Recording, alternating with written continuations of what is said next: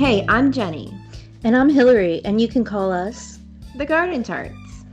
Kissing lips and breaking hearts. We have been bestest friends for over 25 years, and we love to talk you too. We've had some super ridiculous adventures, and now this podcast, which is pretty much all opinion with a handful of facts thrown in. Why a U2 podcast? Because as much as we love talking U2, we know you do too. So sit down, grab a drink, and find us on Instagram and Twitter so we can chat. Welcome back. This is part 2 of Rattle Hum. Yeah. Last one was a great out. It was a good one. And we want to remind you of just a few things before we get going with the rest of Rattle Hum. And that is, A, we are accepting questions for a episode on all things listener questions. Anything you got? Anything. Band related, personal related. We may answer them, we may not. But we'll give you a shout out if we answer them. You'll be almost famous. Exactly. So send us a message or a tweet, either Instagram or Twitter. It's at @the_garden tarts. And while you're at it, go ahead and head to our website, thegardentarts.com, and sign up for our newsletter for soon-to-be content. I'd also like to mention, this is forcing us to do something about this, but we will have special content coming in May for Bono's 60th birthday. We have no idea what this content is going to be yet, but it's going to be wonderful and a huge big deal. It's going to be huge. Huge. Stay tuned for what that is, because we can't wait to find out either. I know. Something good, but I already have plans to go out and have some drinks. Yes. In honor. Well, I'm actually going when it's May 10th. I'm going to start my evening on May 9th. May 9th in this country, but it's already going to be May 10th in Ireland. Oh, see, that makes a lot of sense. We have this all planned out. Yeah, we're going to have something really fun planned. Yeah, on the calendar for drinks. Okay, so in our last episode, we ended with When Love Comes to Town with B.B. King, so I think we should start up this next episode in Graceland. Graceland, Memphis, Tennessee. Yeah. This is one of the reasons why I think critics dislike the album, because of Larry Mullen Jr. at Graceland. He starts off talking, he's sitting in a kitchen with a cup of tea, and it just seems really out of touch with life in general. Yeah. But he said, and I mean, he had a great point, and he said it very well, but then he loved Elvis because Elvis didn't just play a car salesman. He played a car salesman that played guitar. In his movies, he actually liked the movies. And then Larry said something that he had a job once that he was a glorified messenger boy. Yeah. Am I correct about that? You're correct about that. And, oh my God, you had a job once. It just really sounds, and I mean, very out of touch. He wasn't that old. He wasn't that far away from, I mean, he was only 7 years outside of having an album, and that's just not reality right there. Right. But that said, if you've got to be a car salesman, you should be a car salesman that plays guitar. It was really interesting. And then in hindsight, that Larry has tried to have a little bit of an acting career. Right. But, Larry says he wish Elvis hadn't been buried in the backyard. I don't want to laugh at Larry because I'm laughing, but I don't want to because none of us want our idols to be buried in the backyard. Right. He's so adorable in that movie. He's so beautiful and just young. Yeah. Airy. I mean, man, what a pretty face. It obviously means so much to him. Obviously, I get that. He named his child Elvis, right? Something like that. It shows them being very serious about going through. Very serious. Going through Graceland, which I've never been there. I would like to go. I've never been there either. We need to go there. That seems stupid. that we Let's haven't go been there there. and have a podcast. Aaron Elvis, Aaron Elvis Mullen of course. Jr. It's the grandson of Larry Mullen Sr. His son, Junior's son, is Aaron Elvis. Yes. Okay, we got that. Larry Mullen Jr. Senior's son. Aaron Elvis Mullen Presley. Jr. Oh, okay. The third. Anyway, they're in Graceland. They're touring. I cannot believe they let, having been a former museum professional, that they let cameras into this facility. But then they get to the point where Larry wants to sit on the Harley and Bono sweet talks. He uses currency. A poor Southern, not poor, like I'm sure she's got money. I mean, but swindled. Like she was tricked. Hoodwinked. Yes. Naive Southern tour guide.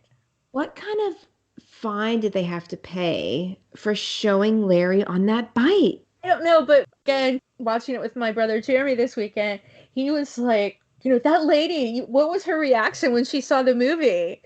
Right? What They had happened? to have known. There had to have been permissions. Somewhat, except no, somebody stands in front of the camera. Yeah.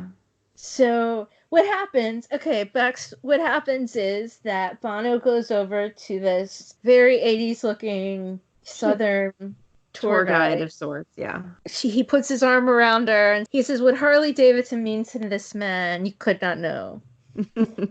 And you would not know. I apologize. I'm pretty sure that's exact words. But anyway, she's like, she laughs and she's like blushing and she's like, "How about the snowmobile?" Anything but the Harley. Like, no one wants to see Elvis's snowmobile. Fuck that. Snow in Memphis? I was going to say, he lives in the South. No. No one wants to see Elvis's snowmobile. I'm sorry. I would rather see Elvis's skateboard. His moped. But no one wants to see the snowmobile, honey. It's the Harley. It's the fucking Harley, lady. Yeah. So, needless to say, there is video footage of Larry on the Harley, and then a gentleman walks in front of the camera to prevent that being filmed. Yeah. But we still see it. It's still in the movie. Again, having been a former museum professional, rights had to have been signed for that. But I just, like, Jeremy's, the way he put it in my head is, like, she was like, oh, maybe I'll be in the movie. And then she goes to the movie and she's like, damn, Bono. Hoodwinked again. Foiled again. So, friends, fans, and listeners, if you want to look up a fun Rattle Hum outtake, Google or go to YouTube and look up Bono Memphis squirrels. Because it's about the goddamn cutest thing you'll ever see in your whole entire life. And we'll just leave that at that. What a dork. He's such a dork. Love him so much. Adorable. So then after the whole during this they're playing Heartland in the background. Yeah. And this is actually a really cool story. Heartland. When the band was living in the LA area, putting this whole thing together, at some point Bono and Adam got a car. Was it a Jeep? I forget. The Jeep. They rented a Jeep. And they drove from LA to Louisiana. I never knew this story until I researched. Yeah, well, it's detailed in YouTube by U2. There's a whole bunch of stuff about the car broke down and they got this ride and they got that ride and they met. Adam said he drove and Bono navigated because he would never let Bono drive. But you can say otherwise, that he's not a bad driver. He was not a bad driver. No, but I like to think that he was caring about our lives. Right. I've also seen people driving around Killiney and they're fucking insane. Well, I mean, those roads are insane. Well, in Dublin City, it's more organized. But I did feel safe in the car. Thank goodness. I will do it anyway. Even if he was driving. I get on a fucking NASCAR raceway with that guy. I would sign my death wish right there. but it's about they drove America and the people they met and everything. So Heartland is really, I like to think it's a little love story between him and Adam and them and America. I love this story, and it went way further in my imagination. Like Adam said that they would drive for, a day and then stop for a couple hours in like a motel or something, Right. and then get up and drive for a day or whatever. And I guess Which people one? didn't quite recognize Bono enough yet that they could still do that. Right. In my imagination, though, they were like arguing, like, I paid for McDonald's yesterday. I put gas in the car this Oh my God, morning. they probably ate so much fast food. I'm sure. Disgusting. Really gross. But I mean, in my imagination, that's like they like argued, like, no, I have the radio. And Well, in hindsight, it's just this cute little like best friend love tale. right, I feel like I want to write a sitcom about that. I think that would be I would great. call it, of course, Heartland. Yes, as you would. Yeah. There is this great story about them ending up getting a ride from some guy who was like, wait, aren't you? And they're like, yeah, whatever. And they get in the car, and the guy was actually listening to you two. Or no, like Streets was on the radio. And so they were like pretending to like not be really excited about hearing Streets on the radio. And then the next song came on, and it was this big, bad, booming like song. And it was Pour Some Sugar on Me. And they realized that what people wanted to hear was stuff that sounded good on their stereo systems. Yeah, a big loud noise, and they said that they both made a mental note that for the next album they And needed to sound like that. spoiler Spoiler alert. alert. They did it. Ding, ding, ding. Anyway, if you have U2 by U2, that book, to find that story. It's a really great story. great. It's not like a paragraph. It's like pages. It's really cool. I'm pretty sure that Heartland was written during Joshua Tree. Is it true that Heartland wasn't quite done yet, so they did Trip Through Your Wires on Joshua Tree instead? Yes. It was one or the other. Yeah. Which I find interesting because I think Trip Through Your Wires doesn't sound as studio finished as every other track on the album. I have no complaints. Sounds like almost like a one track take. Yeah, which I think that's really which I interesting. love. Yeah, I love it too. Yeah, and I don't always love that sound, but I love it on Trip Through Your Wires. But which is interesting though because they said Heartland wasn't finished, and so I read a quote by Edge, which I had pages and pages before, but he said that everything on Rattle Hum was finished. Every lyric, every song, everything was finished. I had that quote from Larry. Oh, maybe Larry said it. Yeah, well, I mean, they share things. Yeah, so maybe they both said it. Yeah, I have a similar quote from Larry. I believe that very much so. Yeah, they are all finished. On this note of being in LA, a lot of the studio songs were recorded there. Apparently, there was much debauchery that Edge and his family had a home, and then a couple miles down, Adam and Bono and Allie and Larry and Ann had a home together, and all they did was party, and Edge felt like, he was the grown-up mixing stuff and editing stuff and getting songs together. And I would say he would go hide and throw himself into the album. Yeah. Because his marriage was also falling apart. Yeah, he said he'd hide in his car too. Like, how much money do I have to? How far? He was gonna run away. Yeah, I mean, I don't think he really was, but I mean, well, not really, but he was in just a not good place. Poor thing. Poor guy. And poor thing to his wife too. That's just not an ideal situation. No, not for any of them. No, yeah, he had the whole family there, young kids and the wife in their own place, and absolute debauchery for the rest of the band. Bono talked about going into a bar and some guy saying like, "Hey, that's the guy that wrote the Martin Luther King song. The guy that wrote the Martin Luther King song just tried to break my nose." Hence the whiskey. Yes. But I mean, I imagine that was some good times. I'm sure they had a blast. Well, being some, young and aside from Edge. I yeah, mean, he was young too. he already had a young family. Yes. When was Jordan born? I just read this. She was born on Bono's birthday in Right. 89. 89. Okay. So this was This before was they, right before. yes, she was born right before they did the Love Town tour. Yeah. Oh, so then can we go to the next song? Yes, we can. Let's get in there. The next song is Bad with snippets of Ruby Tuesday and Sympathy for the Devil, which was all apparently just meant to go together. Yes. The universe pulled these things together for us. I don't feel that Ruby Tuesday always is fluid with bad, but oh my God, Sympathy for the The Devil Devil totally is is. amazing. So I have this little vision in my head of, I'm sorry, this is like Bono at probably one of his finest. If you're Yeah, looking for a sexy rock god, the that's it. hair and the sweaty suspender. I can't believe I just used He's got some Jim Morrison moves too. very Jim Warp. I can't believe I just used sweaty suspenders in the same sex sentence. Do that again. I want to hear this No, with I'm another not going scenario where to. you could use that term.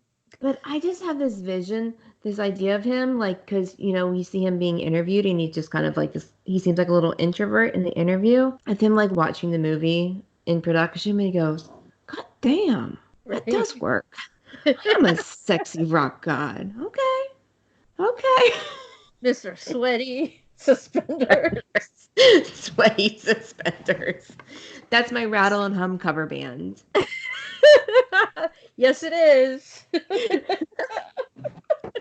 So I mean, this song is so amazing in this movie. So I literally have written down in my notes, oh, the cummerbund gives him a waist. This is where he has those pants though that come up Well, to he his takes the cummerbund, he takes the scarf right. off. But so you need that. You need the scarf and the sweaty suspenders. You need But it not all. just that's not just enough overkill. He's got two crosses on, and then he holds up a rosary with a cross on it. Yeah. And then he does, the cross thing with his arms. I got that actually from You Talking You Two to Me. Yeah. Hashtag Mr. Adam Scott. The Scott. They mention the cross overload for that. It's a lot. Well, now he wears like 10. That's fine. It just seems like when you're not wearing anything else but sweaty suspenders and a lot of Sweaty crosses. crosses, that just might not be the look you're going for. Like, goddamn, he's working it. He is working it. He's And working his it. hair, he's got that long bob going on. And It's really happening. I really hope that he embraced that as much as the rest of the world. I hope he did. I'm sure he did. I'm sure. How can He you knew not? exactly what the fuck he was If you look doing. like that, you would know it. The only reason to look like that is because you know it. Right, That's the exactly. only reason. But it's also, though, the lead singer complex where it's like, they have little self esteem and overcompensate. So he's like, oh man, I look ugly. And then you're all like, no, you look Oh, hot. And he's like, oh, you think so? really? Well, if you say so. My answer is always when a singer says that to me, I'm always like, well, if you think you're ugly, then you must be ugly. So, when I was watching this and my 12-year-old was in the room and I had it on screen and she looks up and she's like, is that Bono? He looks weird. It's okay, honey. She only knows him as an older man. So, Right. there you go. Distinguished. Distinguished. I don't mean old. I don't mean the old man. I just mean Older. the years of now. So I did laugh at this song because I was thinking about when we were reviewing and talking about Under a Blood Red Sky, how they got all fancy with the slow-mo. There's a fancy slow-mo section in this song that is not needed. Definitely not needed. Like, just let it be. But it's almost It's like not fancy. look at everything you're missing. It's slow motion, so we see it all. Right. There's a really, really cool shot with Adam. Like, it looks like his shadow with the light around him. It's really pretty. For once, the camera looks at someone else. Right. And I can't remember what song it is, but there's something where Adam just looks very mean and aggressive. Yeah? Wonder what it is. I can't remember. It's not that important to research it. Just believe me.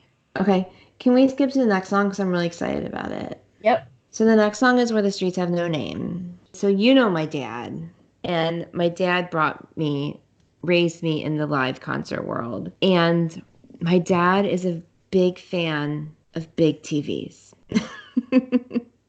I don't remember when he became smitten with this moment. And it's not when the screen turns red, it's when like the helicopter goes through Sun Devil Stadium and shows the whole stadium with the lights all lit up. Our first really big good TV we had, he would be like, "Oh, wait. I got to cue something up."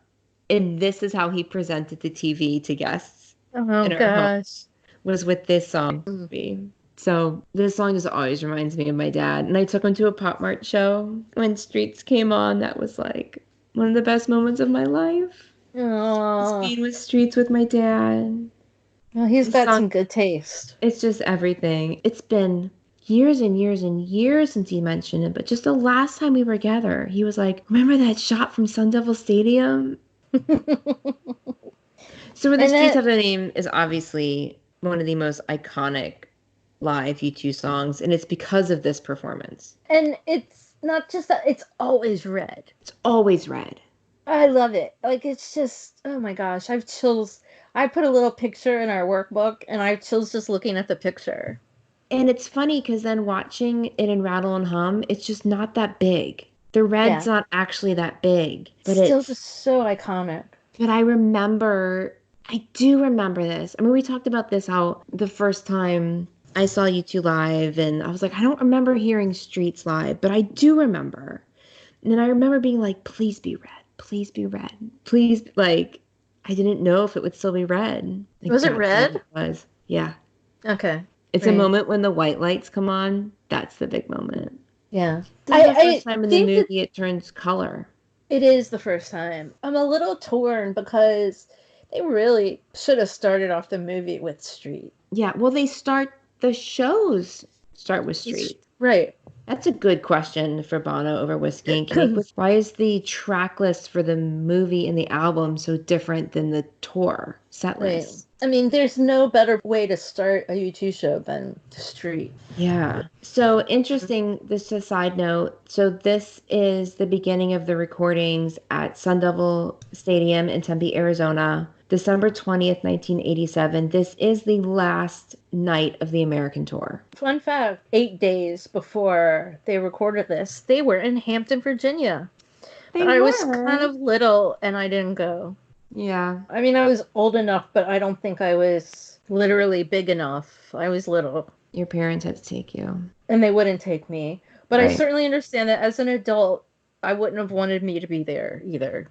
I just wasn't concert ready yet. All my friends, their parents like dropped them off. Oh, And yeah. I just wasn't in terms of my Big thing. It's huge. stature or maturity level or whatever. I Yeah. don't think I could have handled. Though it wasn't general admission. There was no general admission then. So they were in Virginia and then Arizona? Yeah.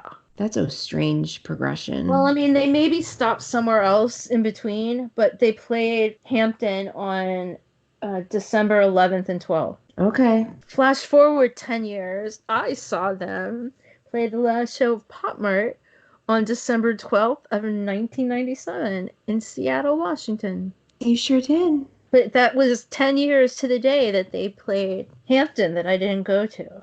Oh, you kind of made up for it. I made up for it. I have no qualms about that at all. My No, parents did the right thing. Oh no, they definitely went from Hampton to Tempe. that makes no sense No sense at at all. all. Mm-mm. And why they played, except they played two shows. No, they did not. I take that back. I was going to say they played two shows everywhere, but they did not. But why they played two nights in Hampton, I also do not know, except that maybe they were rehearsing. Oh, they were getting ready for that gig, yeah. I don't know, but they played December 11th and 12th in Hampton, and then December 19th and 20th in Tempe. Could you imagine two home shows? I can't imagine. God, no. I would die. Good and bad die. Good and bad day. I just think about that all the time, like, oh my God, what if, what if they played Hampton again, which they never would because it's a very, very small venue. But what if they played Hampton again and I just had to drive like 3 miles Oh my gosh. to the stadium. I would start that line in a second. I'd start it a week before. Right? I'm kidding. I would not, because you shouldn't do that.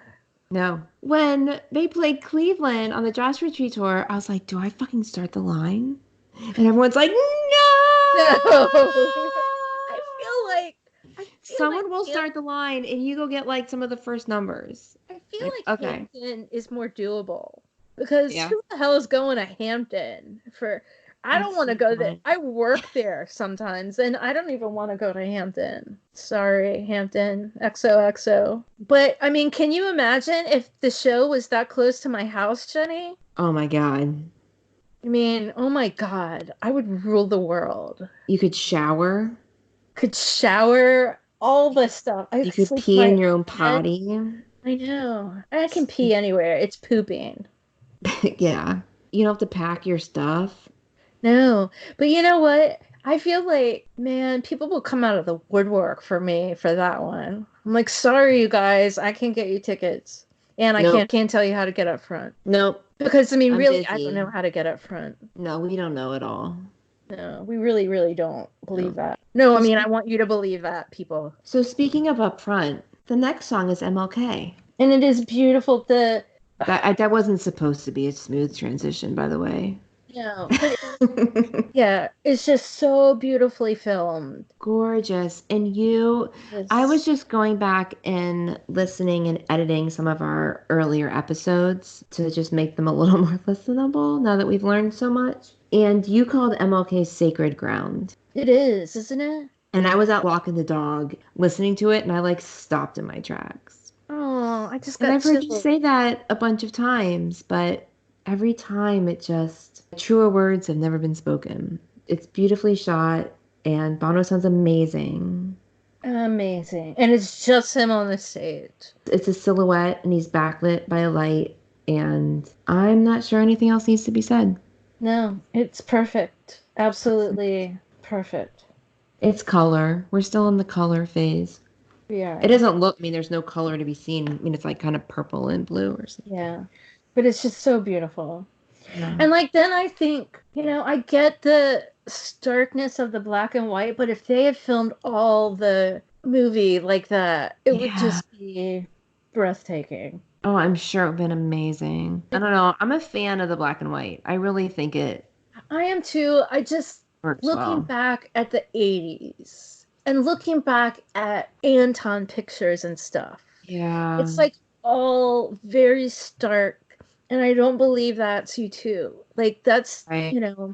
they got captured in that. They got stuck in that or something. It's just the color parts are just as much you too as the black and white. And the color's gorgeous. Just absolutely gorgeous. And this isn't even like super high definition stuff. This is No, just, definitely not. it's just gorgeous. Yeah. So should we move on to the next song, which We just makes me happy? should. Makes you happy. So I believe this to be probably the most beautiful video anything in Rattle and Hum. And it breaks my Yes. heart that this actually version wasn't on The the album. album. This song deserved, with or without you, deserved to be on the album. And I agree, but I wonder if part of so much of the beauty is that it's video. it wasn't on. You totally could be right about that. I mean, we'll never know, but it's just so beautiful, and how they have that Bono's lit from grates underneath him. Yes. It's just absolutely gorgeous. I mean, he looks friggin' amazing. Again, he's like, maybe I am a sexy beast. Yeah, Hmm. yeah, and I mean, I don't like to say that because he's like, my uncle. He's like not sexual person to me. But I think it's okay. But he's Like I super can look at sexy. you, like I can look at you on days, I'm like, damn, you look good, girl. You Oh, know? thank you. I can say that about you as well. Yeah, like So you're right. He, we're I, allowed to enjoy the beauty of this moment. he looks friggin' amazing in that. Friggin' And I don't think amazing. he's ever looked that good before or since then. I mean, if he was ever a sexy beast, it is these It's 3 minutes. it is this. And it has to be said, the best. Oh God, I want to cry. The best part of the song is the end when he says, "Yeah, we'll shine like stars," Yeah. because that is okay. Maybe not sacred ground, but it's sacred something else. Yes. Sacred air. Everything about that, with or without you, in Rattle and Hum, everything about it is absolute perfection. His voice, everything. I can't rave about with or without you enough. I hope he loves it as much as we do. I hope so, because it's hands down It's gorgeous. my favorite part of Rattle and Hum by Yeah. leaps and bounds. I had this friend growing up. They had a movie theater in the basement of their home. It was really kind of insane. And we would go down there and we put on Rattle and Hum, and she'd get like all like weirdly worked up this part, and I'd be like, "What the fuck is wrong with you?" Like, but now I'm kind of wondering, like, what the fuck was wrong with me? So I also just had this revelation. I'm not always a huge fan of With or Without You live. Yeah, And I think it's just because every performance has to be compared to this performance from Rattle and Hum. yeah, And nothing's ever going to be that good. Because I do have a love-hate relationship with or Without You, because it's one of my all-time favorite songs, but I just live, if you can't make it that good, I don't know. It's not my yeah. I it's not used to my bag. think it was the song that we could, like, was hit or miss. Something happened on the Joshua Tree tour that recaptured that magic for me. I got that. Um, I mean, it definitely was a high point of the Joshua Tree tour. But yeah, prior to that, I mean, he talks through the song mostly, and it just, I don't know, but yeah, it is because I compare every performance of With or Without You to this performance of With or Without You, and it makes sense. lightning doesn't strike twice. So No, definitely not with U2 stuff, because they're not great at repeating themselves exactly the way that no, they did before. Anyway, God, I really can't say enough about it. Beautiful. it's beautiful. Well, let's leave it as it is. Yes. So we cut to Adam in a bar, and he says there are people who say you shouldn't mix politics or sport in music, and I think that's kind of bullshit. It is. It So is. I have put that quote on my Facebook page sometimes just because I Yeah. love it. And I get the weirdest response. Like Yeah. people that are like, "Oh, did you not know that the, 60s and the folk music?" And I'm just like, "Huh? That do you know me? I know. You don't have to explain to me why those things should be, why that's not bullshit. I understand that. It's a quote. Yeah, did you just meet me? Right? Because holy crap, man. But I've posted it several times and I've gotten really bizarre reaction from several people several times. That's really Um, weird. but so we segue into Star Spangled Banner a la Jimi Hendrix at Woodstock and Bullet the Yeah. Blue Sky. Right. Which, when you think about it, Bullet the Blue Sky is Rattle and Hum. They took the lyric Yes. Rattle and Hum from Bullet the Blue Sky, and the cover of the album, the movie poster, is From Rattle and on Hum. the light on the spotlight on However, Ed. it's not from this performance No, it's because not. the spotlight is different, Yes. but it's still from that song. Yes. Because we've already gone so in depth with both Blue Sky on other episodes, I have written down for this that by now Edge looks less like a fool. Wait, he doesn't have the playing card in his hat, does he? No, well, unless it's on the other side, but he's not wearing that like Native American vest anymore. He's wearing like regular clothes. Yeah, he just had it. Oh, I He was really really embrace the Americas, confused. man. He was really confused. I think they were all just a little bit confused. I mean, they were probably like any of us going to any foreign country and trying to dress the part and just getting it all wrong. Right. I don't know. When I went to Ireland the first time, Yeah. man, I wore this I think, very awesome American outfit, and I got picked to go into a bar out of a Oh, line. well, there you I go. was I was wearing patent leather Doc Martens and a red plaid skirt, and a pleather jacket and a cap sleeve mock turtleneck from the Limited. Ooh, well, they probably figured Tight. that you were American. Yeah. I Because don't as know. we have learned, the I don't know. Barzine tends to get excited when Americans are around. I just never felt so cool in my whole life as I Yeah, did that. And then I I went into a bar and I met a friggin' American guy. Like, what the hell? I didn't go all the way to Ireland to meet a guy that lives in DC. Oh my God, he was from DC? DC. He's And like your he neighbor. ridiculous shit. And he knew, like, we knew some of the same people. And I'm just like, That's man, stupid. he was hot and all, but I didn't go there to meet an American. Anyway, But um, Bullets of Blue Sky, it's just an iconic performance. very iconic. Also filmed in Sun Devil Stadium, Tempe, Yes. December 20th, 1987. And Should then we we move on to the next song? Yeah, well, some of these songs we've talked about, these Joshua Tree songs we've talked about so in depth. And the next song is Running to Stand Still, which again, I wonder, when did Bono learn to play harmonica? No, because I think we discussed before on Joshua Tree that he always played harmonica from the very beginning. I know, but But every time he brings it out, I wonder, when did you learn to play harmonica? right. I always forget. Also, though, in this song, he does play guitar, and I don't know what he's playing, but it's not what is going on with the song. It's like all of a sudden he's playing like dueling banjos or something in the middle of Running a Standstill. And it's like, I mean, we can hear you and you're playing some quality music. It just doesn't match to Running a Standstill. That said, it is an amazing performance. It is beautiful. I love it. It is gorgeous. I love the still run-ins at the end. Yeah, it's one of my favorite performances of the movie. But that said, what the hell is Bono playing on the guitar? That's Because he the really big does. It sounds like dueling banjos at one point. That's like the question to ask the universe.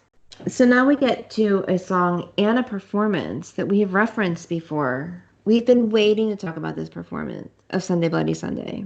There's a snippet of the band at the point with this, and Bono says he's not even sure that this song should be in the film because it was that day that the bombing happened in Enniskillen, and he figured it would be long and forgotten. And that this particular what? He says will soon long since be forgotten. For soon long since be forgotten. Which doesn't make any sense, except Jeremy was like, this could either be the smartest thing anyone's ever said or the stupidest thing anyone's ever said. And I'm like, spotting dimes and eating onions. Yep. That's but our he Bono. Figured that it just wouldn't be relevant ever.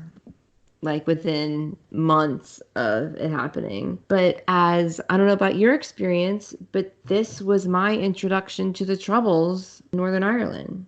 Yeah, I mean, this definitely was a huge introduction to me. This was back in Denver, and it was November 8th, 87, back to black and white footage of the movie. And like as they were getting on stage, they get the news that 11 people were killed.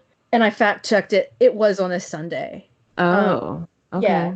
So 11 people died. It was a bombing in Northern Ireland, like you said, in Enniskillen. It was a Remembrance Day parade. Yeah. I mean, it was, like Veterans Day. It was awful. Like, Bono's rant is for real. And again, like I was telling my brother, that's legit because, again, he's not that good of an actor. Right. So his emotion is so raw. I mean, I think that, it's 50-50. His iconic performance of Sunday Bloody Sunday at Live Aid. And, okay, maybe, so it's not. It's 33, 33, 33. Under a Blood Red Sky and Rattle Hum. I mean, you can't beat those three performances of Sunday Bloody Sunday, but this one, well, and we had said that this song, the anger is in the words on War, but not in the vocals. And it seems to literally been written for this specific performance. Right. Like it is never needed any other time. Absolutely. I mean, I can't even imagine how they felt going on stage that night. Mm-mm. Like, that must have been rough, And Bono his speech is just so brutal Yeah. and necessary for the day. He says, "Fuck the revolution." If I'm sure if you're listening to this, you know the speech, Yeah, but I'm sure you haven't heard it in a while, so go back and watch it. yeah, because it's really amazing. It is. I mean, if you're going to capture a moment, do it like that. That's it. Yeah. Yeah. I mean, you can hear it in his voice, like his voice cracks. And Yeah. I can't say enough about that because he says it all. I don't think there's anything else to say about it. Yeah. It's a But go great back and watch performance. it. Also, I do think that Bono said that after that performance, he wasn't sure they would ever perform it again. Yeah, you've said that before, and I think I remember hearing him say that. That was it. And spoiler But alert, he played keeps it. coming. Okay, Yeah. so we should hit up the next song, which is in the movie and on The the album. album, which God knows why, because it's just an okay performance of But it's a Pride in the name of huge song. it is. I just, Huge. how do you have Pride on the album and not With or Without You? Like, it's just, Because it's America. I know, and it makes sense. It's not my favorite song. Yeah, ditto. But okay, so we're back to It black was, and you're white. totally right. It's America. It was It's needed. meant, I it get it. should be on the album. It should be in I both. For get writing a love song to America, this should be there. When you talked about on In God's Country, how he just looked happy, is same in this out, same in this You're song. absolutely right. I remember watching this for the very, very first time with my friend Allie in high school, like, and seeing him like hold out the microphone and smiling while the He, audience is singing along. And I remember like, oh my God, he's so happy. yes. It's great. Yep. And that's all we need to know. Next. Okay. Oh, we're into the heart of the songs that aren't on the movie. We are. I'm so excited. I've been waiting for this stuff. This song, so it's Hawkmoon 269, which I know that has been one of your favorites for a very long A time. very longer than anyone knew. And this has fallen so deep into my heart in the last month. I've always liked it, but I keep like rewinding. I keep like, go back, go back, go back. I want them to do this song. Remember the BBC special not too long ago with like the orchestra? And Yes. they did lights, Yes. and they had Lights of Home with the big, Yes. huge Oh gosh, drums. yeah. Could Oh you my imagine God. this? Could you imagine this with an Mm, orchestra? no. I mean, it would be so amazing. God. I just this song to me is the best thing. I've always had such a connection with Hawk Moon 269. It was recorded in Sunset Studios, Hollywood, California. So I find this a little funny. Bono says that the song was a tribute to Sam Shepard, who had a book that was called Hawk Moon. Edge No. says I've heard Bono say No. that a million times, but Edge says it was named after a place that they went to in Rapid City, South Dakota called Hawk Moon. They I'm gonna ran. go with Edge's story just because I've read that more, at least twice from Edge this, and maybe once from Bono. They came across it when they were on the Conspiracy of Hope tour. yes. But this is I mean Bono talks about it, Sam Shepard. He talks about Sam Shepard a lot, but specifically I have seen several quotes that he said it's a tribute to Sam Shepard's book, Hawkmoon. Apparently, also, this song took 3 weeks to finish, and they call it Hawkmoon 269 because it was the 269th take that ended up So on this is the really album. interesting because I read this from Larry. He said that, when they were working in a studio in Dublin and they had their usual people, the usual people were able to guide them and understand what they were doing and how they were doing it and to help them get to a finished product because they understand the band's process. When they were working in California and they had Jimmy Iovine working with them, it was very hands off. So they didn't have that direction to help people get to their final goal. So this was like they were lost in the dark with this for Well, 269 times. right. Well, Jimmy Iovine would say, you need to do this, and then he'd leave and let them do it. Right. Like So there was no that, hand-holding at no, all. that wasn't it. And apparently, I guess Brian Eno, who I love, and Danny Lanois are handholders. And oh my God, we just have to accept the fact that they are very good handholders. They are good handholders. I just feel like Brian Eno is a, what do I say? Bengali Rasputin? No. That's what you call him. That's what he is. Brian Eno, a Svengali Rasputin, is a handholder and a con artist. And a con artist. Yet he helps them make some of the best music they ever make. Okay. Can we just love to hate him? I love to hate him. I'm sorry, Brian Eno. I'm sure you're a wonderful man.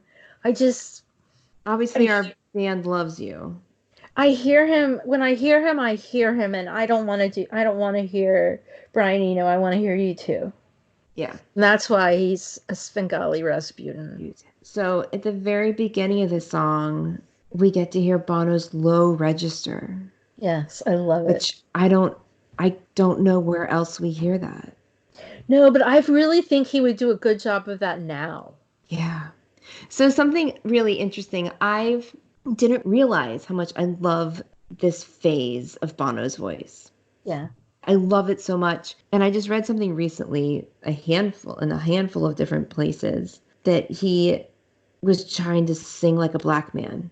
And it's just in the recent years, I don't know, maybe the recent decade, that he's come to terms with the fact that he's actually white. Or pink, he says. He's like, right. I'm actually pink, and I do much better singing as a white man than trying to sing like a black man.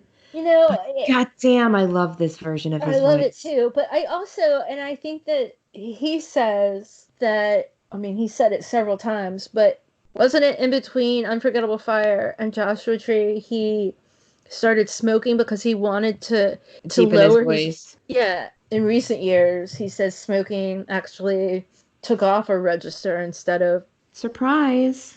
Yeah. Who would have thunk that smoking would... But that would fuck you up.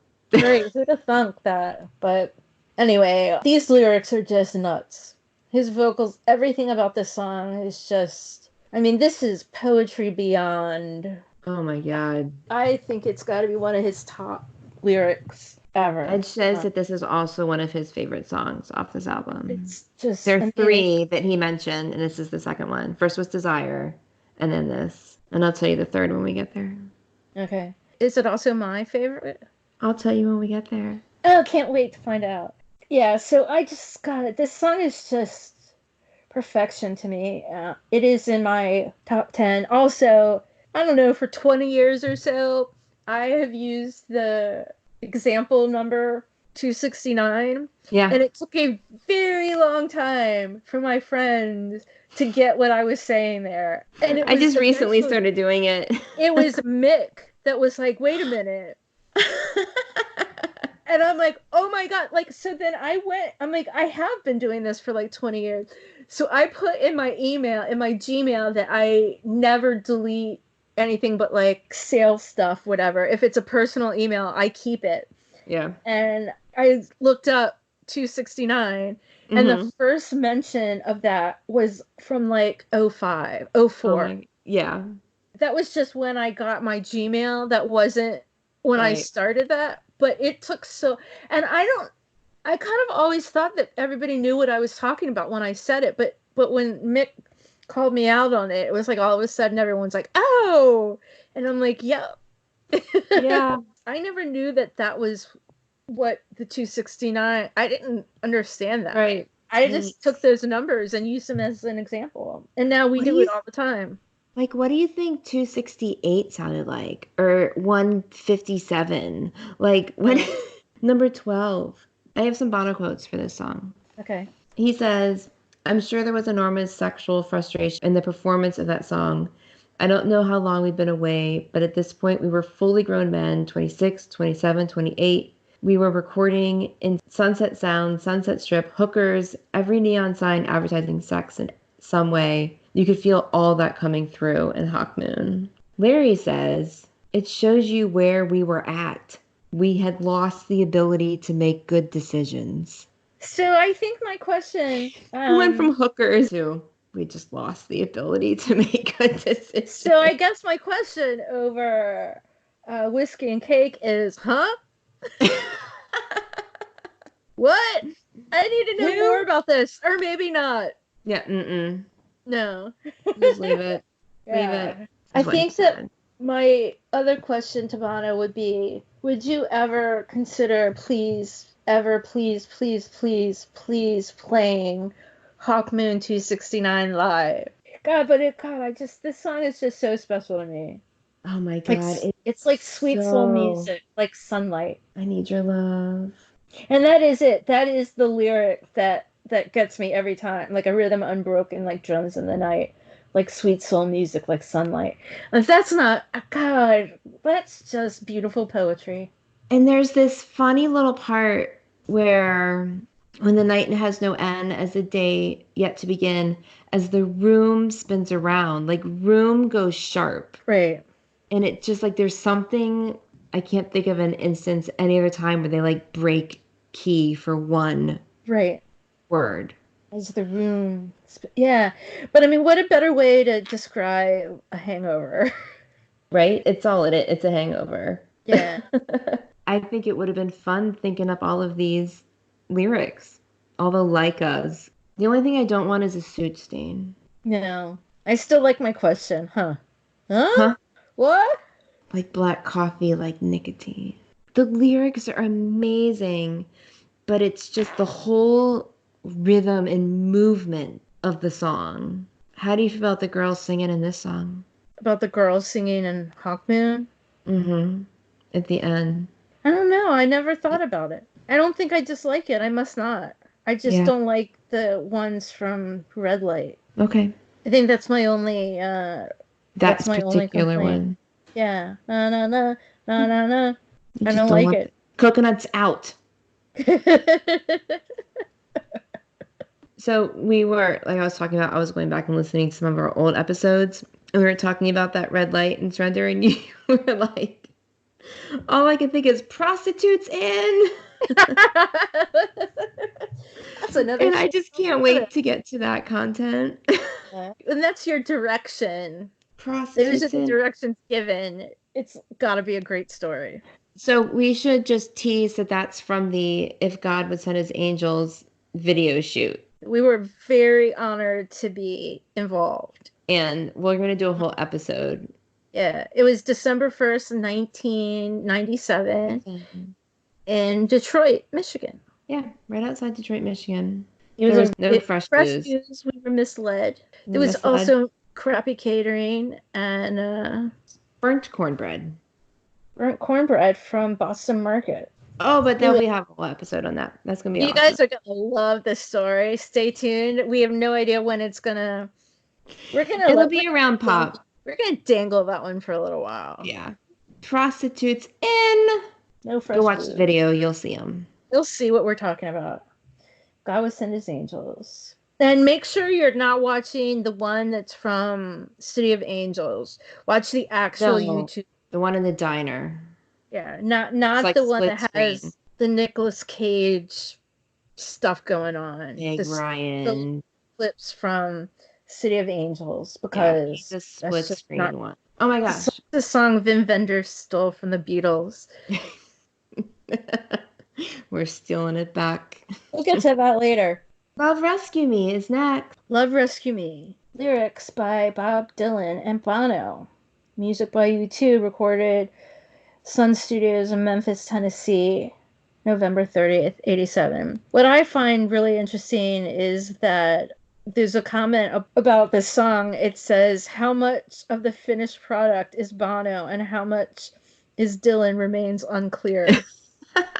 Apparently there are like 17 more verses, and the only thing they all had in common was that they ended with Love Rescue Me. So Dylan actually recorded lead vocals for the track, but it says, which doesn't make any sense, it was withdrawn apparently at Dylan's request because he had a potential clash with his Traveling Wilburys commitment. Huh.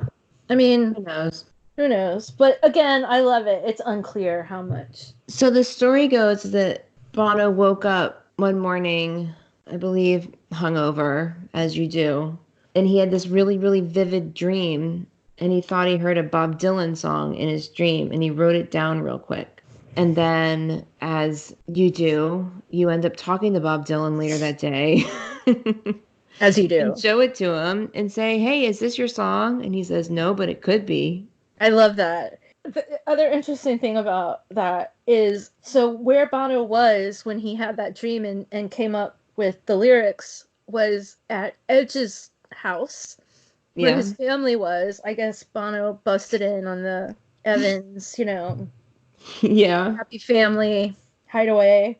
And anyway, wrote most of the lyrics, whatever, there. When Edge and his family moved out of the house, then unknown Los Angeles family moved in called the Menendez family. Yes. And it ended up that the sons, who's named Eric and brother Menendez, ended up killing their parents in that That house. house. And the last people to live there before the Menendez family was the Evans family. That is like fucked up. Really super fucked up. Oh my gosh. Yeah. Oh my God. Let's move on. This is a great song. It's a really great song. Let me just say, when they're trying to get that southerny, semi bluesy sound, this is Yeah. it. Oh, that I read something somewhere, as you do, that they played this on some stage and there were some big people there and someone said, some like big person in the blues industry was like, "Is that your song?" And Bono's like, "Yeah, I wrote it." And the guy said, "Well, you can't play it." It's Yeah, like you can see, write the this is blues, my but you thing. can't sing it In my worth de- shit. in my defense here, people have no problem being a smartass to Bono No. You all the can time. Hey, I've gotten that look with Yeah, simple I'm sure questions. you have. And I just want to know what he wrote. I just want to know what it said. Right. It looked at me like my friggin' tween-age hormonal daughter. How dare you look and talk to me like that? Snorted. No, it's perfect. Oh my God. I'm just trying to have a normal conversation with you as a human being. Right. Bean? Bean? I've It's never been to a YouTube yeah. show. I love Bono, and if I'm a smartass, it's only because he deserved it. It's only because you love him. I love him. And it wasn't an entire, when I said it, it wasn't an entire like frown. It was more like, well, touche, smartass. Yeah, right? Okay, do you want to move on? I sure do. The next song, we're coming to a close here. We're at God Part 2. God Part 2, which is supposed to be a companion song to God, written by John Lennon. Yeah, I think Yoko has something about like how she basically calls it a cover. Yeah. Bono talks about Albert Goldman, who wrote a scathing book about John Lennon and also about Elvis Presley. Elvis, yeah. I read the John Lennon one a million years ago, but I'm not sure that I knew enough to know what was real and what wasn't real. And Right. I feel like Yeah. if I read it again now, it would be very upsetting to me, but I did not know at the time. But I do know there were a lot of inconsistencies because when I went to the John Lennon exhibit at the Rock Hall in Yes. 2001. A lot, I can't think of anything, but I remember walking through that exhibit saying, well, that's not what Albert Goldman said. But then at that point, knowing that was bullshit too. Like I Right. knew enough. It's a really long book too. It's giant. Got it from the library years ago. Anyway, it's a great song. It's very, and I don't mean it in any sort of like overture or anything, but it's a very graphic song. Yes. I mean, he just describes everything. And Amazing. one of them, I don't know if it was Bono or Edge, someone said that it's not even like a great song. It was just kind of therapy. Right. Like it just needed to be said. I have a quote. I don't think this is from the band. I think this is from, no, this is from someone in the band. I'm assuming this is probably Bono. He said the whole song came out of a moment where I was worried about what we were doing. That song doesn't actually belong on Rattle Hum. It's really the first song on Octane Baby.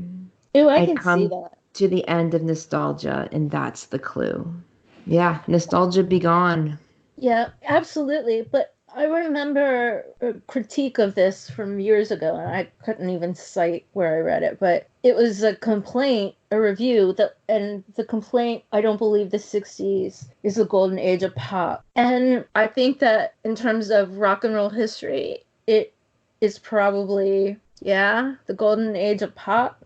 But that said, when like exactly what he says. When you acknowledge that the past was great, then why do you move forward? And that's exactly what he says. And so it's like the argument that was in this article about how the 60s really was the golden age of pop and how dare, an 80s rock star comment on that at all. He says it exactly right there. When you say the past is better than anything else, then why move forward? Exactly. And I think it's such a great line. And I think that, critics back then just totally did not understand No. any of that. Well, and that But whole you glorify the past when the future dries up has just become their mantra. yeah, if If the the past past, was the best, then why move forward? exactly. I do love that line. It's from Bruce Cockburn. It says he's gonna kick the darkness till it bleeds daylight. Yeah, I love that. I mean, if you're gonna steal a line, man, steal that one. Right. Don't I believe that love rock this and roll song. can really change the world. I've never thought of this as a throwaway song. I've No, always oh this my song. God, no, no, no. I never thought of that. I mean, I have looked at it like, man, don't be mad. Like, how dare you be that mad at just a guy that wrote a book? But if you take that out, the rest of the song makes so much sense. It's Yeah, such a good song. it is. And that I'd never thought about it as the transition song It to the next really, really album. is. Yeah. I never did either. I never heard that until you just said that. And that's The amazing. end of nostalgia. It is so real. But It's angry and frustrated. the rich stay healthy, the sick stay poor. I love But this song. that there's the constant refrain of I believe in love. It's Yeah. and then I mean with the band it's a big song. Yeah. Are you ready to move on to your big Yeah. one? Yeah. Okay, so the next song is All I Want Is You, which is my hands down favorite U2 song of all time. Hands down, there's no competition.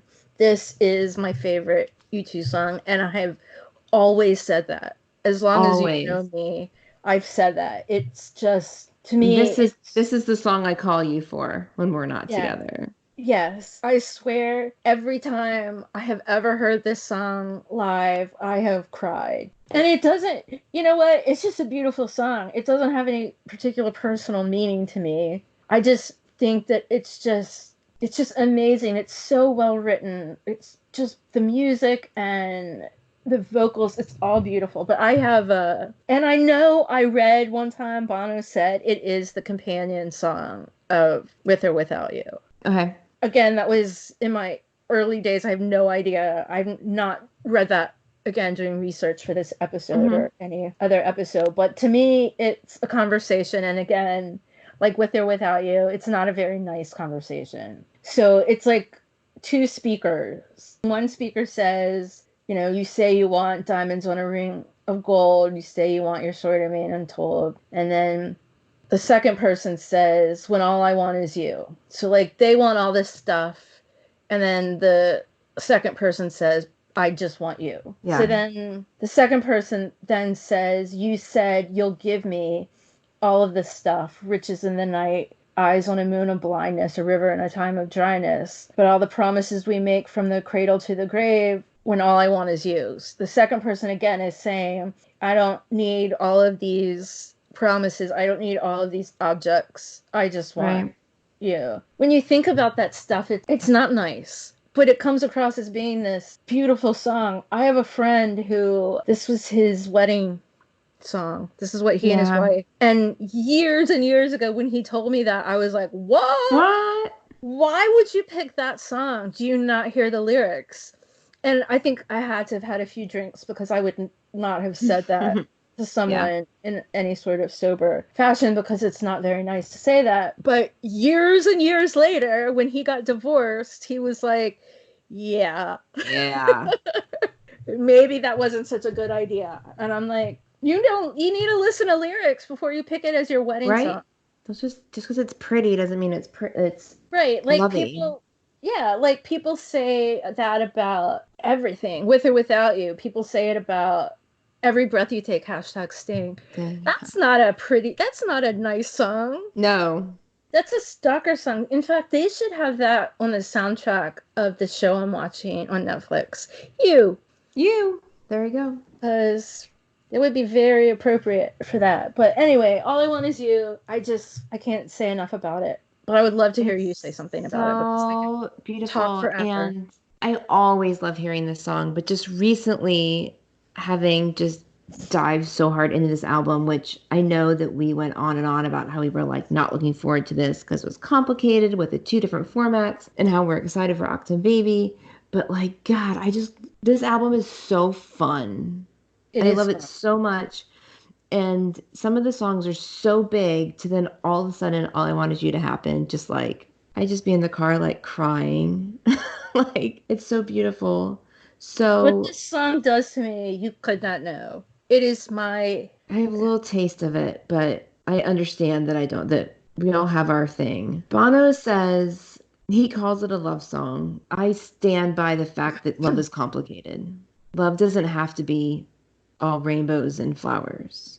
So when he says something's a love song, I don't dive into silly love songs, right. you know? He calls it a meditation on commitment. He also says that it's clearly about a younger version of myself and my relationship with Allie. It takes a huge generosity of spirit to be around somebody who is in the position I'm in, who can expose you if you're a very private person. So it just sounds very complicated to me. It to me sounds like it's a huge like he is exposing. Yeah, So I have to say I don't he's like exposing. I've never read Bono saying what my theory Oh, of yeah, the I know. song Yeah. is. He said for I did see him say for With or Without You that it was a conversation. Yes. Which is but way before I ever read that, I made that in my head that it is a conversation. I hear it as a conversation, and All I Want Is You is the exact same conversation. I guess I want to ask Bono Yeah. that over cake and whiskey. Yeah. Um, I love the phrase. I love that he says meditation on commitment. Because when yeah, you meditate, you can really dig into things and you find the ins and outs of it. And commitments are the most complicated relationship you may ever have. which is why it's such a big deal that I commit to All I Want Is You as being my favorite U2 song. It's true. So here's a super duper fun fact. So the string arrangement at the end was written by Van Dyke Parks, my husband's best friend, and the man who also married us, Bill. When I met Bill, he was the reverend at a church in a little town in Ohio, and the his boss was Reverend Parks, who is the brother of Van Dyke Parks. No shit. Yeah. Isn't that fucking crazy? That is so crazy. That you need to tell Bono over whiskey and cake. Yeah. And Van Dyke Parks, I mean, he's famous. Mhm. It's not like someone who came out of nowhere. There's a comment So, that I missed from a while ago, but it has this in common. yeah. So Bono said Heartland is one of their only actual love songs. Okay. But is it a That love when song you to look at that, America? there's nothing you need to like contemplate. It's just love. And I get that. There's nothing heart wrenching in Heartland, where when you listen to All I Want Is You, that's, a painful love song. Yeah. And yes, this is one of Edge's favorite songs off this album. All I Want Is You? Yeah. Oh, there's more to that Bono quote. Oh, there's so much about Ali in here. I'm just going to pick this one apart. He says, continuing, that's a song about commitment, really. I don't think being married to someone is so easy, but I'm interested in the idea of marriage. I think it's a madness, but it's a grand madness. I don't like the idea of America.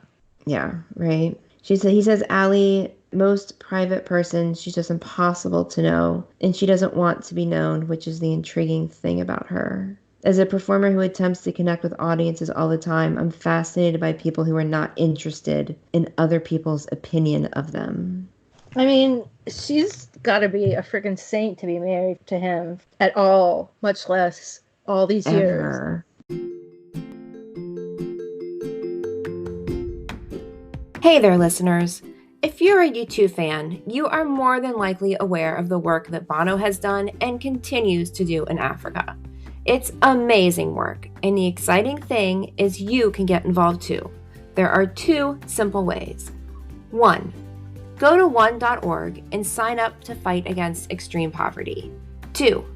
Visit red.org to shop. What? Shopping helps? It sure does.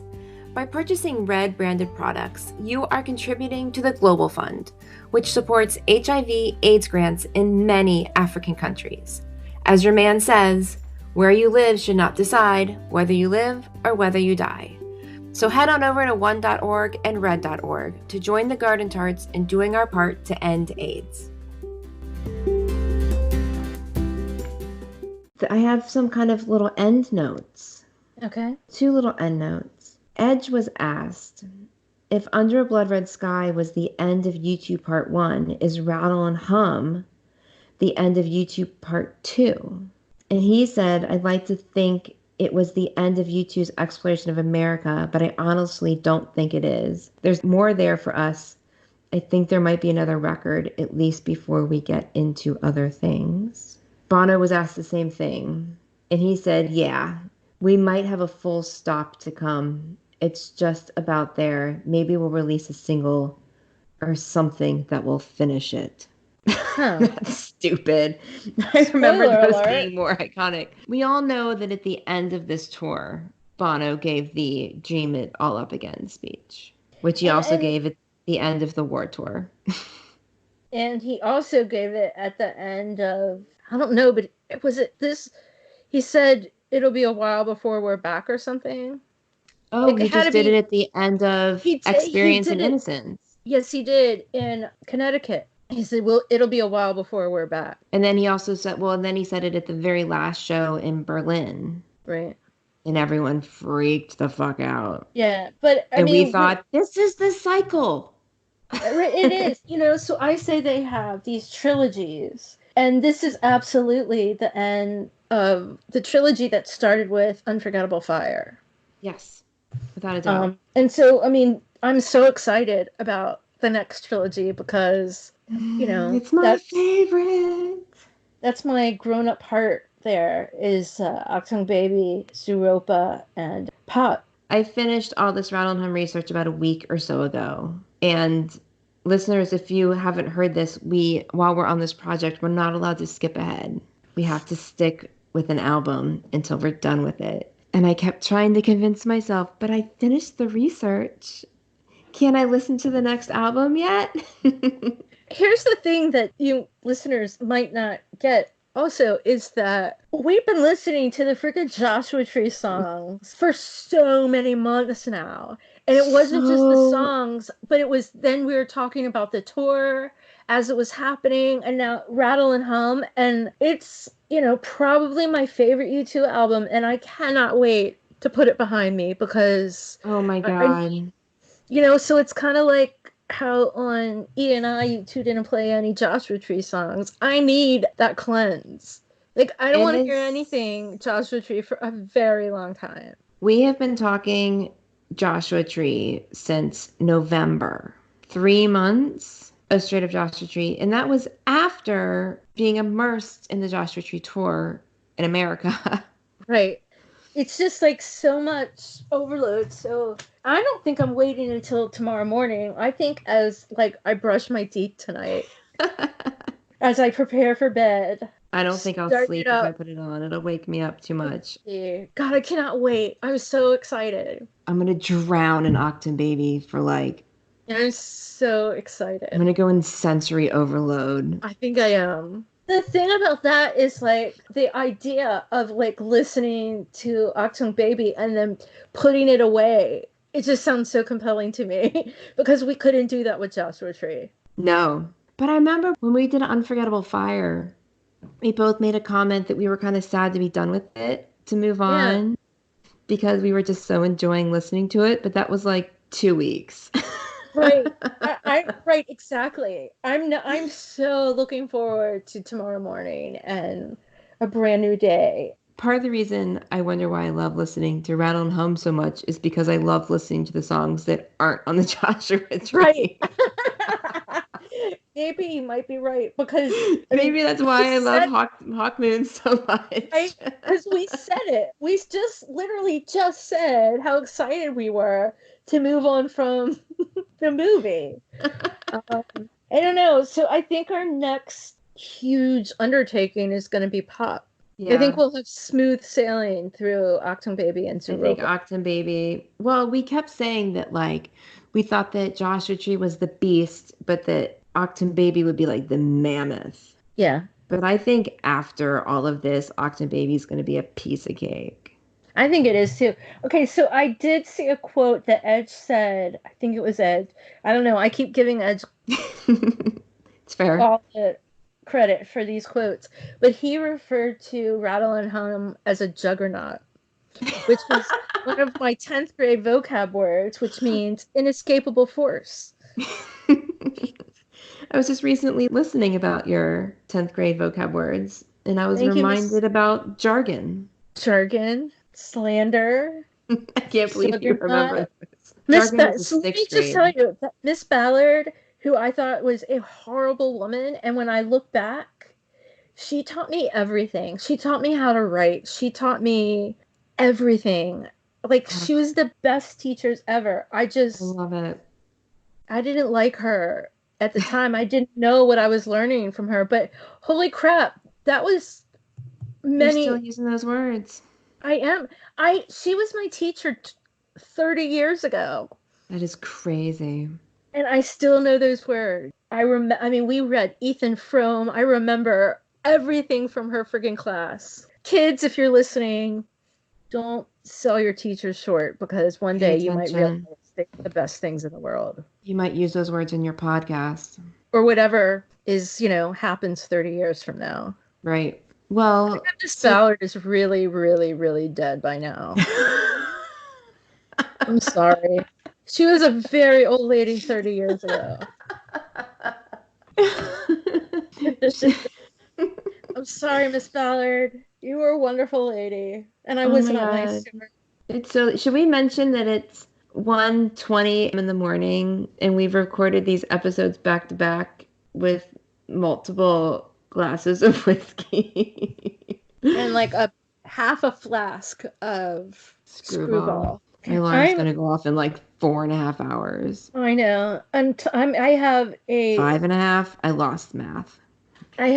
juggernaut of a day and a juggernaut of a week. But oh my gosh, we did this. It's been so long and we did Did it. it. Oh my God. So we're going to remind y'all to go to thegardentarts.com and sign up for our newsletter and to send us questions to answer in a future podcast.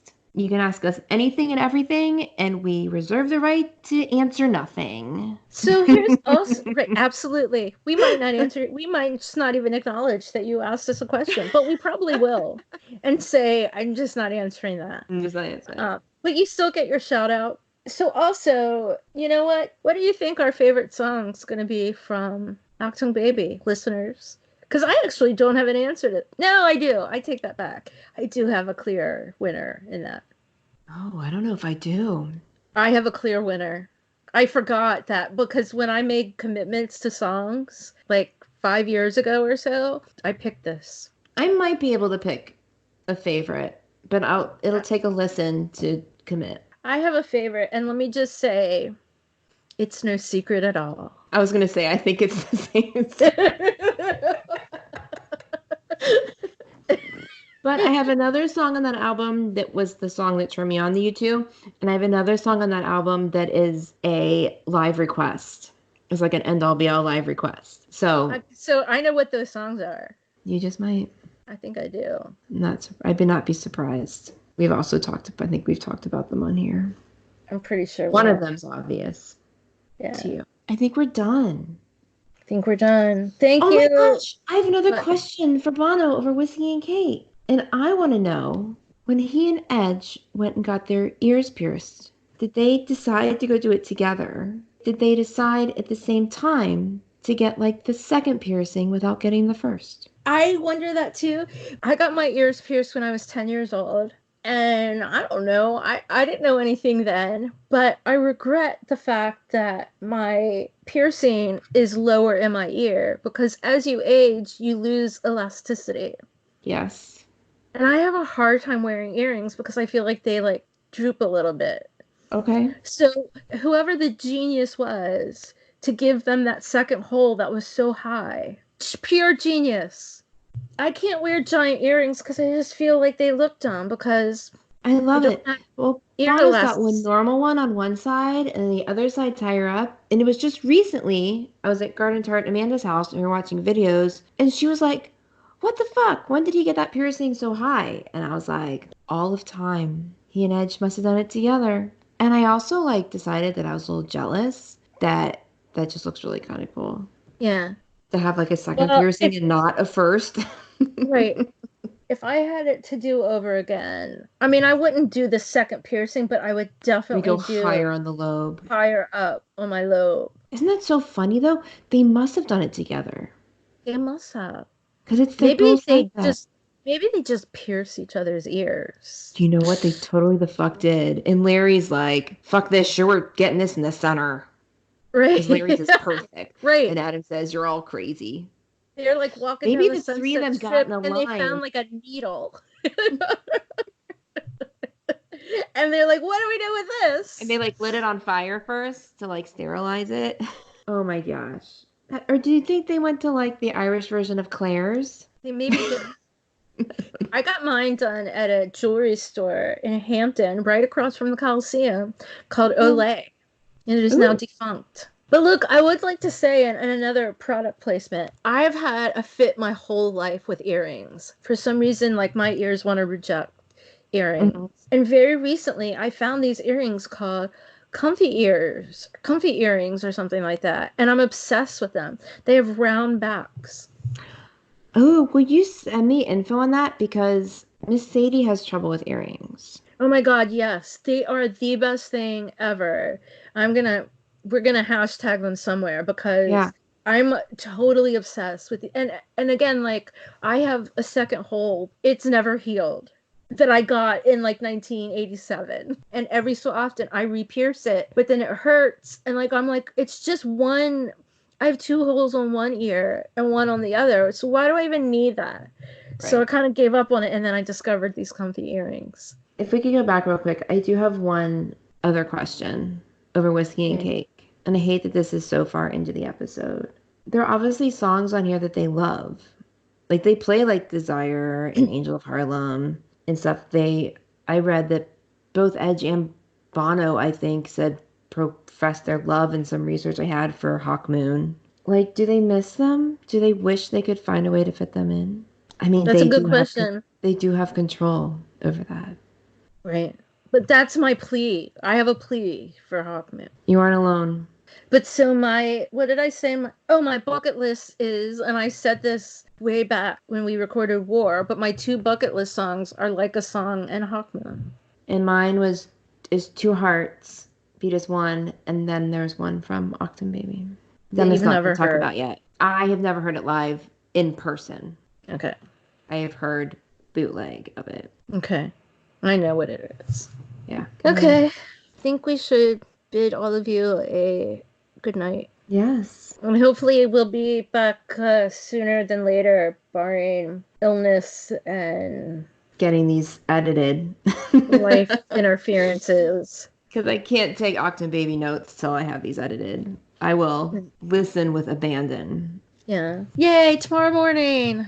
Yes, I'm first gonna queue thing. it up on my iPhone. You're gonna have it your smart device wake you up with Zoo Station.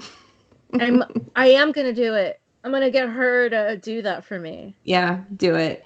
I Yeah. don't have a smart device in my bedroom. You could do it Child on in your my bed right phone. now, so I don't think she would appreciate the 6 a.m. wake up No. call. Oh my God, I'm so excited. I'm totally gonna set my alarm I'm to like, that. Thank you. I'm having all Okay, kinds of like feelings inside. what a great way to wake up. I think I did that pretty well. That was a perfect impression. This was great. I'm so glad we did this, and I'm so glad we're finished. Good. Thank you guys for listening. Good night, Joshua Tree, and all things associated with it. We'll see you again when Okay. the stars fall from the sky. And the mood turns red over One Tree One Hill. Tree Hill. Good night. Good night. Good night, y'all. We hope to hear from you soon. We'll correspond. Sounds good. Bye. Bye.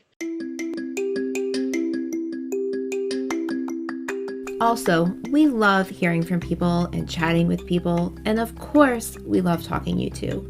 So you can drop us a line on Instagram or Twitter at _gardentarts, or you can even email us at wearethegardentarts@gmail.com. We look forward to hearing from you soon. If you enjoy this podcast, we would love it if you would share it with your other YouTube-loving friends, as well as leave a review for us on whatever platform you use to listen to podcasts. We would really, really love that.